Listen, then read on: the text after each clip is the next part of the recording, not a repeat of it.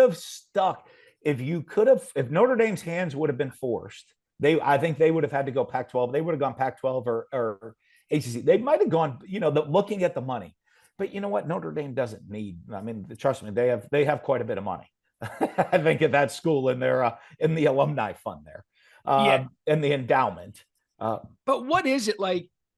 We're gonna get fine, but that's what this show is. It's about open conversation about the sport that we love. I want to know, and I grew up a Notre Dame fan because I could always watch them early in Arizona. And then my parents had season tickets to Arizona State at night. So I would always watch Notre Dame during the day. I can name you Rick Meyer, Ron Paulus, Reggie Brooks, Jerome Bettis. I can give you all the Notre Dame stuff you want to know.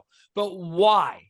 Why does Notre Dame continuously get to play by their own rules, their own TV contracts, their own TV network, while the rest of college football is cratering in around them? Yet Notre Dame, who's been to the college football playoff, hasn't had much success in the college football playoff, but they've been. Why is it? This isn't the 1950s. This isn't even the 1990s when Lou Holtz was there. What is it about Notre Dame that they continue to just stand on an island and let everything around them crater? I don't know. It would be interesting to be in those meetings because their AD gets the same pull as every other conference commissioner. They are their own conference. And nobody, I don't know whether it's a legal battle or what it is. And I think the fact they've gotten in the playoff gives them some right, because you're looking, okay, Florida, Tennessee, Texas, USC, Penn State. What are all these, Miami?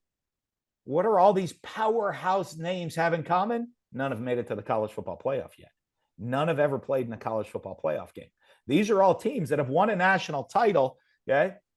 I think all of them, maybe with the exception of Penn State, since the last time Notre Dame's won a championship, but none of them have made the playoff yet, and all these powerhouses. I think it's the commissioner saying, hey, we're done. This playoff is going to be a conference champion and then some conference at-large bids playoff. It's a conference playoff.